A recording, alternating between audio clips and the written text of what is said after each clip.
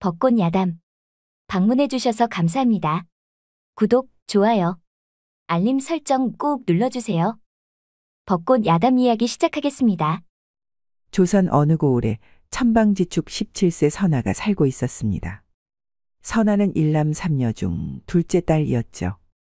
첫째 딸 18세 오나는 성품이 온순하여 집안에서 할 수 있는 수놓기, 서책 읽기 그리고 사군자 그리기, 여인들이 갖춰야 하는 모든 것이 능통하였답니다. 그리고 셋째 딸 16세 혜화는 그 고을에서 절세미인으로 알려져 있고 사교에 능통하여 어머니는 어떤 모임이든 혜화를 꼭 데리고 다녔습니다. 그리하여 오나와 혜화는 아들이 있는 마님들이라면 탐을 내는 1등 며느리감이었던 거죠. 허나 선아는 여인들이 하는 모든 것에 조금도 관심이 없었답니다. 다만 세상이 궁금하여 저작거리를 다니며 사람들 사이에서 들려오는 소리를 듣고 다녔습니다. 그리하여 고을의 모든 대감댁 집안 사정을 다 알게 되었던 거죠. 그러던 어느 날 최대감은 3명의 딸을 불렀답니다. 너희들이 어여쁘게 잘 성장하여 고을에서 너희들을 며느리로 삼고자 하는 댁이 있단다. 너희들은 어찌 생각하노? 첫째 딸 오나가 먼저 대답을 하였습니다. 아버지와 어머니께서 정해주시는 사내와 혼인을 하겠습니다. 혜화도 말을 하였습니다. 저 또한 부모님께서 정해주시는 댁으로 시집을 가겠습니다. 선아도 같은 생각이더냐? 제 생각은 다릅니다. 저와 평생 살아야 하는 서방님은 제가 직접 선택을 해야 한다고 생각해요. 같이 사는 사람은 제가 아닙니까? 방에 있던 모든 사람들은 놀라지 않을 수가 없었답니다. 선아야, 무슨 소리더냐? 민망하여 더 이상 물어볼 수도 없겠구나. 부인, 선아를 어떻게 교육을 시킨 것이요? 대감, 무슨 말씀을 그리 하십니까? 오나 혜화와 같이 똑같이 시켰습니다. 헌데 선아는 대감의 성격을 더 많이 닮지 않았습니까? 최대감은 자신을 많이 닮은 선아가 이쁘기도 했지만 골치도 많이 아팠답니다. 그도 그럴 것이 종친들이 모이는 자리에서 꼭 듣는 얘기가 있었으니까요. 온율아범 둘째 딸 선아를 어떻게 교육을 시킨 것인가? 천방지축으로 여기저기 다니면서 세상 모든 것에 참견을 하고 다닌다더구나. 그리고 고을에 선아를 모르는 사람들이 없을 정도라네. 내가 죽어 조상님을 어떻게 보겠는가? 선아가 가문의 먹칠을 하고 다니는 것이 아닌가? 그러니 뜻 다 받아주지 말고 따끔하게 교육을 시키게. 어머님이 살아 계실 때는 우리 집안 처자라고 하면 두말 없이 서로 데리고 가려고 했었지. 그렇고 말고. 이런 얘기들을 많이 듣다 보니 자존심이 상했으며 자신 아닌 다른 사람이 선아를 욕하는 것은 더 화가 났답니다. 그리하여 이참에 세상이 호락호락하지 않다는 것을 알려주고 싶었습니다. 그래, 선아는 스스로 신랑감을 선택하거라. 참말인가요? 아버지 감사합니다. 어머니는 선아만 생각하면 머리가 아팠지만 딸 중에서 어미 마음을 제일 알아주는 딸이었기에 선아가 이상한 사내를 만날까 걱정이 되었답니다. 선아야, 내가 선택한 신랑감이 마음에 들지 않는다 해도 그 집안 귀신이 되어야 한다는 것을 알고 있는 것이냐? 네, 어머니, 알고 있습니다. 어미는 선아가 좋은 신랑을 만나 행복하게 살았으면 하는 바램뿐이란다. 어머님의 마음 충분히 알고 있습니다. 선아야, 내가 직접 신랑감을 찾으려고 하는지 어미는 잘 모르겠구나. 어머니, 저는 이 고을에 사는 모든 사내에 대해 소문으로 다 알게 되었습니다. 또한 남들이 모르는 집안 사정까지 다 알고 나니 이 고을에서는 제 신랑감을 찾을 수가 없었습니다. 선아는 고을 각 집마다의 사연들을 알고 있는 지금 도저히 혼인을 할 수 없었던 거죠. 어느 댁은 대감이 젊은 여인하고 바람이 나 정신을 못 차리고 있고 어느 댁은 시어머니의 성격이 대단하여 첫째 며느리를 쥐 잡듯이 잡고 어느 댁은 아들이 노름에 빠져 재산을 탕진하여 집안 꼴이 말이 아니었습니다. 또한 선아가 어릴 때부터 마음에 담은 동네 오라버니가 있었는데 얼굴은 아주 잘생겼으며 키는 일반 사내들보다 머리 하나가 더 있어 듬직하게 보였답니다. 또한 집안에서는 모범적인 아들이었습니다. 헌데 밖에서는 자신의 분노를 가난한 사람들에게 화풀이를 하며 인간 이하의 행동을 하고 다닌다는 것을 알고 난 후 선화는 사내에 대한 불신이 심해졌던 거죠. 그리하여 2명의 딸은 부모님이 정해준 사내와 혼인을 하게 되었답니다. 그리고 사주단자가 온 날부터 일사천리로 혼례식 준비를 하게 되었죠. 그 이후로 선화는 무엇이 그리 바쁜지 집과 밖을 오가며 바쁘게 움직였습니다. 3일째 되는 날 선화는 부모님을 찾아 방으로 갔죠. 어머님, 아버님, 저는 그만 신랑감 찾고자 다녀오겠습니다. 선아야, 그건 또 무슨 소리더냐? 제가 마음에 드는 사내를 찾으려면 부지런히 찾아다녀야죠. 부모님은 기막히고 어안이 벙벙하였죠. 그래서 집을 떠나 신랑감을 찾아오겠다는 것이더냐? 네, 아버지. 선아야, 여인의 몸으로 어디를 간다는 말이더냐? 세상이 얼마나 위험한지 아느냐? 부인 놔두시오. 세상이 얼마나 위험한지 알아야 그동안 부모 덕에 잘 살고 있었는지를 알지 않겠습니까? 그래, 내가 원하는 신랑감을 찾아오너라. 그럼 다녀오겠습니다. 아버지, 어머니 만수무강하세요. 선화는 인사를 하고는 뒤를 돌았는데 선화의 등에는 커다란 괴나리 보찜이 보였답니다. 대감, 선아를 이대로 보낼 것인가요? 여인의 몸으로 병고라도 당하면 어찌하시려고요? 선화는 세상이 얼마나 무서운지를 알아야 합니다. 부인 너무 걱정하지 마세요. 오늘 밤이 되기 전에 무서워서 돌아올 것입니다. 최대감은 마음속으로 선화가 걱정이 되었지만 이참에 선화의 천방지축 성격을 고쳐주고 싶었습니다. 한편 선화는 더 넓은 세상을 구경하며 알아갈 생각에 기분이 설렜습니다. 온 세상은 노랗게 물들어 가을이 왔다고 알려주었죠. 논에는 벼가 노랗게 익어 고개를 숙이고 있었고 과수원에는 배와 사과가 주렁주렁 달려 있었답니다. 선화는 첫 마을의 풍경이 그저 아름답게 보였습니다. 얼마나 걸었을까. 선화는 해가 지기 전에 잘 곳을 찾아야만 했죠. 그리하여 주막에 들려 방이 있는지 물어보았답니다. 주모, 남은 방이 있는가? 웜에 아씨 혼자 오신 건감요? 그렇소. 엄마, 세상이 얼마나 위험한디 아리따운 아씨 혼자 다니는 거여요? 사정이 있소. 그나저나 방이 있는 것이냐? 저희는 상인들로 꽉 찼구먼요. 선화는 다른 주막도 가보았지만 잘 곳이 없었습니다. 거리는 점점 어두워지고 지나가는 사람마저 뜸해지자 선화는 세상이 무서워지기 시작을 하였답니다. 또한 가을바람이 겨울바람처럼 차가운지도 알게 되었죠. 선화는 괴나리 봇집을 가슴에 안고 바람을 피할 곳이라도 있으면 좋겠다는 생각을 하였습니다. 그리하여 집인지 헛간인지 모를 곳으로 들어갔죠. 집은 무너지기 일보 직전으로 보였답니다. 헌데 부엌으로 가보니 온기가 있는 것이 아니겠어요. 사람이 사는 곳이구나. 주인장한테 부엌이라도 내어달라. 청이라도 해봐야겠다. 그리하여 선화는 방문 앞으로 가서는 말을 하였습니다. 이보시오. 지나가는 나그네인데 부탁 좀 합시다. 방 안에서 누군가 부스럭거리는 소리가 들렸답니다. 이 늦은 밤에 누구요? 주무시고 계셨는데 제가 깨어 죄송합니다. 잘 곳을 못 찾아서 그럽니다.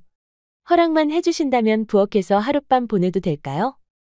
선화는 이렇게 말을 하고는 방에서 나오는 사람을 보았습니다.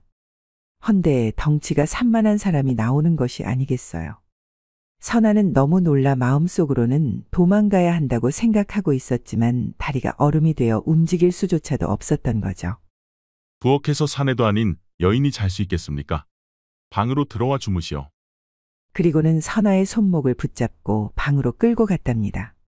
선화는 힘센 사내가 잡아당기니 자신의 의지와 상관없이 사내의 힘으로 끌려 들어갔습니다. 선화의 머릿속은 오만 가지 상상을 하고 있었죠. 어찌하지? 이리하여 세상이 만만하지 않다고 하신 건가? 이 사내가 나를 탐하면 어떻게 하지? 덩치를 봐도 내가 이겨낼 수 있는 사람으로 보이지 않는데. 큰일이구나. 선화는 사내한테 당할 생각을 하니 몸은 부들부들 떨리고 있었답니다. 그런데 이것이 무슨 일이랍니까? 사내는 선화한테 이불 위에 눕게 하고는 자신은 윗목에 가서는 한마디 말만 남기고 잠을 잤습니다. 여기 아랫목에서 주무시오. 그리고 나는 아침 일찍 일을 가야 하니 이제 낮 깨우지 마시오. 이렇게 말을 하고는 윗목에 벌러덩 눕더니 바로 잠에 드는 것이 아니겠어요. 선하는 생각을 하였습니다. 아직 세상은 살만한 곳인 듯하구나. 그리고는 달빛에 비춘 사내의 넓은 등을 바라보며 따뜻한 아랫목에 누워 잠을 잤답니다. 다음 날 아침이 되어 선아가 일어나 보니 사내는 이를 갔는지 자리에 없었고 방문 앞에 삶은 고구마 한 개가 놓여 있었습니다. 사내가 정이 많은 사람이구나. 선아는 고구마 하나를 들고 밖으로 나오니 작은 텃밭에는 배추, 무, 콩 그리고 고추가 잘 자라고 있었습니다. 또한 담 너머로 황금빛 벼들과 단풍으로 수놓은 산의 풍경이 아름답게 보였죠. 선아는 하룻밤을 잘 자게 해준 집주인한테 보답을 하고 싶어 부엌으로 갔답니다. 쌀 항아리인 듯하여 열어보니 텅 빈 항아리였죠.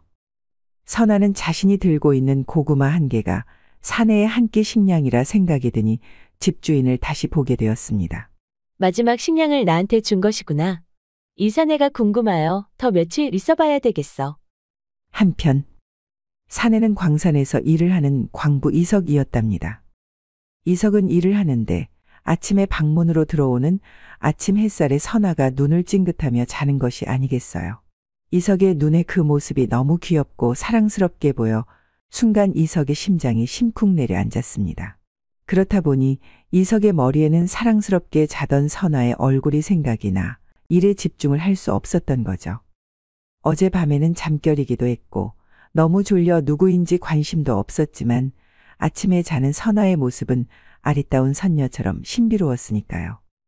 그리하여 이석은 일을 마치고 서둘러 집으로 향했습니다. 이 시간이면 벌써 떠났겠지? 이석은 한 끼도 제대로 먹이지 못하고 보낸 것이 마음에 걸렸던 거죠. 이석은 집에 도착을 하여 선아를 찾았지만 집은 텅 비어 있었습니다. 당연 떠났다는 것을 알면서도 왜 이리 마음이 허전한 것은 무슨 이유일까? 아마도 아버지가 돌아가시고 난 후 이 집에 다른 사람의 온기가 없어서 그런 것이겠지. 이석은 툇마루에 앉아 담 너머로 가을 하늘과 산을 바라보며 선아를 그리워했던 거죠. 그동안 혼자 살다 보니 아무 일도 일어나지 않은 하룻밤이었지만 선아와 함께 있었던 밤이 따뜻했습니다. 그렇게 이석은 허전한 마음을 달래며 담 너머로 익어가는 별을 보고 있었죠. 헌데 저 멀리서 누군가가 짐을 들고 오고 있었답니다. 우리 집이 끝집이라 길도 없는데 길을 잘못 들어섰구나. 그런데 이것이 무슨 일이랍니까? 사람들이 가까워질수록 뒤에 조금씩 보이는 처녀가 선아라는 것을 알 수 있었죠. 이석은 얼굴이 화색이 되어 자신도 모르게 밖으로 나가 선아를 반겼답니다. 아씨가 간 줄 알았습니다. 그랬습니까? 그런데 제가 오니 어떠신가요? 그야 당연. 이석은 선아의 눈을 바라보고는 입을 다물었습니다. 선아는 갑작스럽게 어두워지는 이석의 표정을 보고 걱정이 되었죠. 은혜에 보답을 하고자 몇 가지 준비를 해봤습니다. 이것이 다 무엇이요? 갈 곳 없는 저에게 따뜻한 방을 내어주신 보답이지요. 그리고 제가 이곳에서 며칠 지내야 할 것 같아 뇌물이기도 하지요. 선아는 이석을 보고는 어여쁘게 웃었습니다. 이석은 선아의 어여쁘게 웃는 얼굴을 보니 심장이 콩닥콩닥 뛰었으며 머리는 고장이 난 듯 멈춰버리고 말았답니다. 아씨가 원하시면 언제까지라도 지내셔도 됩니다. 선아는 덩치는 산만한 사내가 당황하는 모습이 귀엽게 보였죠. 선아는 이석이 자꾸 궁금해졌답니다. 며칠 지내면서 이석이라는 사람에 대해 알아봐야겠다. 이석은 사용하지 않았던 방을 치우고 아궁이에 불을 지폈습니다. 저녁 식사를 마무리하고 이석과 선아는 툇마루에 앉아 산 뒤로 지고 있는 노을을 바라보았죠. 노을은 두 사람에게 인사를 하는 듯 보였답니다. 그런데 그때 담에서 반짝이는 것이 보이는 것이 아니겠어요. 선아는 담에 가까이 가서는 돌을 유심히 보았죠. 그런데 선아의 눈에는 금으로 보였답니다. 설마 하는 생각에 이석한테 물어보았죠. 담은 누가 쌓아놓은 것입니까? 제 부모님이 이 담을 만들었지요. 그리고 집도 만들었답니다. 부모님께서 힘들게 만드신 집이어서 전 이곳을 떠날 수가 없지요. 이성님은 이 돌이 무엇인지는 알고 있는 것입니까? 아버지가 광산에서 버리는 돌을 가지고 오셔서 쌓아놓은 담이니 돌담이 아니겠습니까? 이석은 질문이 어이없다는 듯이 너털 웃었습니다. 그리하여 이틀이 지나고 열흘이 지나고 선화의 마음에는 시간이 지나갈수록 이석이 점점 마음에 들었답니다. 이석은 동네 어르신들이 부탁하는 것은 거절하지 않고 무조건 도와드렸으며 어린아이들도 이석이 길을 지나가면 좋아라 하며 잘 따랐죠. 그렇다 보니 동네 사람들은 이석을 싫어하는 사람이 없었습니다. 그런 이석의 행동에 선화는 자신의 신랑감이라 생각이 들었던 거죠. 또한 이석의 마음도 선화한테 푹 빠져 있었답니다. 허나 이석은 선화를 좋아하지만 언감생심 귀한 양반의 처녀를 연모하면 안 된다고 생각을 하였습니다. 그리하여 이석한테 해맑게 웃어주는 선화를 보면 당장이라도 방으로 안고 들어가고 싶었던 마음이 한두 번이 아니었던 거죠. 이석한테는 행복과 고통이 함께하는 나날이 계속될수록 이석의 마음은 선화에 대한 마음이 커져만 갔답니다. 그러던 어느 날 선화는 이석과 마주 앉아 자신의 생각을 말을 하였습니다. 이제 저는 집으로 돌아가야 합니다. 이석은 선화의 말에 너무 놀라 선화의 얼굴만 넋놓고 보았죠. 이제 제 생각을 말할 때가 된 듯합니다. 저는 제 신랑감을 구하기 위해 한 달 동안 집에서 나왔지요. 그리고 지금은 신랑감을 찾았답니다. 그래서 같이 가려고 합니다. 이석은 신랑감을 구했다는 말에 실망한 표정으로 말을 하였습니다. 아씨께서 신랑감을 구하셨군요. 그럼 이제 가야겠네요. 아씨, 항상 행복하세요. 선화는 아직도 자신의 말을 이해 못하는 이석한테 가까이에 갔답니다. 그리고는 이석의 입에 입맞춤을 해주었죠. 제 신랑감은 이성님입니다. 어찌 그리 둔하십니까? 선화는 새초롬한 표정으로 이석을 보았습니다. 헌데 이석의 얼굴은 폭발할 것처럼 벌개져서는 꼼짝도 하지 못하고 선화를 보았죠. 아씨, 저한테 왜? 아직도 제 마음을 모르시겠습니까? 이성님이 제 난군이 되어주셨으면 좋겠습니다. 이석은 선화의 말이 끝나기도 무섭게 선화를 품에 안았답니다. 이석의 품에 안긴 선화는 이석의 마음을 충분히 알 수 있었죠. 그동안 아씨를 연모하고 있었지요. 선아 씨가 없는 집을 상상했지만 그때마다 마음이 너무 아팠습니다. 헌데 천한 제가 선아 씨의 난군이 정말 될 수 있는 겁니까? 네, 전 신분은 중요하지 않습니다. 아녀자로 태어나 난군의 온전한 사랑을 받지 못하는 삶은 천국이 아닌 지옥일 테니까요. 그런 삶을 정말 끔찍하지요. 전 앞으로 태어날 아이들에게 행복한 가정을 만들어주고 싶습니다. 그동안 제가 지켜본 이성님은 충분히 그런 사내라 생각이 들었지요. 선아 씨가 제 부인이 되어주신다면 완벽할 수는 없지만 행복한 가정을 만들도록 노력을 하겠습니다. 그런 마음이면 되었습니다. 이석은 선화를 품에 꼭 안고 더 이상은 참을 수 없는 듯 살벌한 몸의 대화를 했답니다. 그렇게 두 사람은 한 집에서 서로의 마음을 확인하며 아름다운 사랑을 키워갔죠. 한 달 후, 선화는 이석을 데리고 부모님이 계신 집으로 갔죠. 아버지, 어머님 제 신랑감입니다. 믿음직스럽지 않습니까? 선화의 부모님은 이석이 마음에 들지 않았답니다. 양반이 아닌 평민이었고 재산이 없는 가난뱅이로 보였던 거죠. 그렇게 이석은 사랑채로 넘어갔습니다. 선화는 어찌하여 양반이 아닌 평민을 난군이라고 데리고 온 것이냐? 그렇게 아비한테 큰 소리 치고 집을 나갔으면 더 보란 듯이 괜찮은 사내를 데리고 왔어야지 않느냐? 대감, 그러니 어찌하여 선화를 붙잡지 않고 내보내시어 이 사단을 만든 것입니까? 오나는 이대감 셋째 아들하고 혼인을 하고 잘 살고 있고 해화는 상단주와 혼인해서 부자로 살고 있지 않느냐? 부인은 선화가 살아갈 앞날을 생각하니 선화가 딱하기만 했던 것이었죠. 부와 명예는 저에게는 그다지 중요하지 않아요. 전 제 옆에 있는 서방될 사람이 제일 중요하지요. 그래서 전 이석을 선택했고 지금은 너무 행복합니다. 저는 혼인을 하고 이석의 집으로 가겠습니다. 선화의 부모님들은 너무 놀라고 기가 막혀 아무 말도 할 수 없었습니다. 그리하여 열일 후 선화와 이석의 혼례식은 가족과 함께 조촐하게 하였답니다. 평민한테 시집을 가는 선화를 보면 소문은 온 고을에 삽시간으로 번질 테니까요. 그리하여 부모님께 축복받지 못한 혼례식을 초라하게 치르고는 첫날 밤이 되었습니다. 부인, 정말 평민인 저와 혼인한 것을 후회를 하지 않겠습니까? 서방님의 마음이 지금처럼 한결같은 마음이면 전 그것으로 좋습니다. 이석은 선아를 보며 감동을 받아 선아를 품에 꼭 안았습니다. 그때 문 밖에서 창호지 찢어지는 소리가 들렸죠. 답답하네. 무엇이 보이는가? 서로 안고 있구만. 그려? 그 다음은? 족돌이하고 벗어나고 머리 장식구를 벗기고 있구만. 그 다음에는 형님 답답하구먼. 싸게 말을 해달란께요. 내가 시방 무엇을 본 것이오? 사람의 것이오? 말뚝인 것이오? 거도 너무 큰데. 사람들은 하나같이 기겁을 하며 다시 창호지 틈으로 보았답니다. 뭐다요? 아무것도 보이지 않는구먼. 뭘 더 보려고 하는 것이야? 이제 끝났구먼. 사람들은 급하게 하나 둘씩 집으로 돌아갔습니다. 이석은 선아를 사랑에 빠진 눈으로 바라보며 말을 하였습니다. 부인은 나의 보물이여.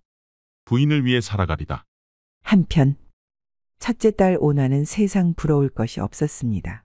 그도 그럴 것이 혼인하고 서방이 과거 시험에 급제를 하여 고을 모든 사람들은 오나가 시집을 잘 갔다며 부러워했으니까요.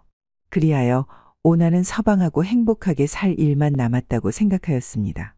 헌데 그 기쁨도 잠시였죠. 도박에 눈이 먼 오나의 서방은 그동안 부모님의 재산을 총각 때부터 탕진하고 있었답니다. 그 사실을 뒤늦게 알게 된 오나는 하늘이 무너져 내리는 것 같았답니다. 또한 과거 시험도 돈으로 작업을 하여 급제를 했다는 것도 알게 되었죠. 헌데 더 기가 막힌 것은 친정 부모한테 돈을 빌려오라고 겁박을 하기 시작했던 것이었습니다. 오나는 겁박하는 서방이 무서워 어쩔 수 없이 자신이 필요하다며 부모님한테 몇 차례 돈을 받아 서방한테 줬답니다. 그러던 어느 날이었습니다. 오나의 서방은 마지막으로 건들면 안 되는 부모님의 집문서를 훔쳐 도박에 걸었죠. 오나의 모든 가족이 하루아침에 거리에 나앉게 되었답니다. 그 사실을 알게 된 최대감은 누구한테도 말도 못하고 억장이 무너져 내렸습니다. 최대감은 오나한테 작은 기와집을 얻어주고 가족 모두 살게 해주었죠. 그러던 어느 날, 이것은 또 무슨 일이랍니까? 셋째 딸 혜화가 못 살겠다며 친정집으로 울며 온 것이 아니겠어요. 혜화의 서방은 혼인한 지 1년도 되지 않아 여색을 밝히기 시작을 하였답니다. 혜화는 서방이 여색을 밝히는 것은 짧게 스쳐 지나가는 바람이라고 생각을 했던 거죠. 헌데 그건 혜화의 큰 착각이라는 것을 며칠 후 알게 되었습니다. 어느 날 혜화의 서방이 아주 어린 처녀를 데리고 집으로 왔죠. 서방님, 이 어린 처녀는 누구입니까? 어찌 저희 집에? 신경 쓰지 마시오. 이 아이는 별채에서 지낼 것이니 이 아이한테 어떤 짓도 하지 마시오. 혜화는 그 자리에 주저앉고 말았답니다. 결국 혜화의 서방은 밤이고 낮이고 별채에서 나오지 않고 첩의 치마폭에서 살았으며 혜화를 찾아오지도 않았죠. 어머님, 이럴 수는 없습니다. 별채의 첩을 데려다 놓고 조강지처인 저를 뒷방 늙은이 대접을 하는 것입니까? 며느라, 그것은 너의 잘못이 크구나. 사내는 여인이 하기 나름 아니더냐. 혼인한 지 3년이 지났는데 아이도 만들지 못했으면서 말은 그렇게 많은지. 서방을 사로잡지 못한 내가 더 잘못이 크다. 그러니 별채에는 얼씬도 하지 말거라. 그러하여 혜화는 더 이상 참을 수가 없어 보따리 싸들고 친정으로 과부가 되어 돌아왔던 거죠. 최대감은 오나와 혜화를 생각하니 마음이 아팠답니다. 좀 더 사위될 사내를 충분히 알아보고 딸들을 시집 보냈어야 했는데 가문만 보고 시집 보낸 최대감의 책임이 크다고 생각을 했으니까요. 그러던 어느 날이었습니다. 둘째 선아가 서방과 함께 친정집으로 왔던 거죠. 최대감은 선아마저 친정집에 왔다는 소리에 기겁하고는 밖으로 나왔습니다. 헌데 가난하게 살고 있을 거라 생각하고 있던 선아가 비단옷을 입고 꽃가마를 타고 들어오는 것이 아니겠어요. 최대감은 어안이 벙벙하였답니다. 선아야, 어떻게 부자가 되었느냐? 사위는 평민이 아니었더냐? 아버지는 그것만 보이십니까? 행복한 제 모습은 보이지 않는 것입니까? 그제야 최대감은 복사꽃처럼 활짝 핀 선아의 행복한 얼굴을 보게 되었죠. 선아의 뒤에서 후광이 보이는 것처럼 눈이 부시게 아름다웠습니다. 부와 명예가 우선이 아닌 사람이 우선이어야 한다는 것을 깨닫게 되었죠. 선아는 안방에 들어가 그동안 있었던 이야기를 해주었답니다. 선아는 이석의 아버지 유언을 물어보았을 때 아버지가 돌아가시기 직전에 방바닥을 가리키셨다는 말에 생각을 했던 거죠. 시아버지께서 아들을 위해 금을 모아놓은 장소를 가리키는 것 같았지요. 그리하여 서방님한테 자초지정을 말을 하고 방바닥을 파헤쳐 보았답니다. 그런데 그곳에 금덩어리가 많이 나온 것이 아니겠어요. 그리하여 그 초가집을 중심에 놓고 기와집을 지었지요. 선아는 옆에 있는 서방의 얼굴을 바라보며 세상에서 아름다운 얼굴로 웃었습니다. 이석은 그런 선아가 사랑스러워 손을 꼭 잡고 행복한 웃음을 보였죠. 그 모습을 지켜보는 최대감은 그동안 생각지도 않았던 행복한 삶이 다른 곳에 있는 것이 아님을 알게 되었답니다. 그리하여 행복은 먼 곳에 있는 것이 아닌 내 삶 곳곳에 있다는 사실을 알게 되었으며 그 행복은 꼭꼭 숨어 있어 스스로 행복을 찾아야 얻을 수 있다는 사실도 알게 되었던 거죠. 그리하여 선아는 착하고 성실한 서방을 얻어 행복하게 살았다는 벚꽃 야담 이야기였습니다. 끝까지 시청해주셔서 감사합니다. 구독, 좋아요, 따뜻한 댓글은 여러분의 사랑입니다. 이 영상을 보시는 모든 분들이 벚꽃 야담과 좋은 인연을 맺어 항상 행복이 가득하셨으면 좋겠습니다. 오늘도 행복한 하루 보내세요.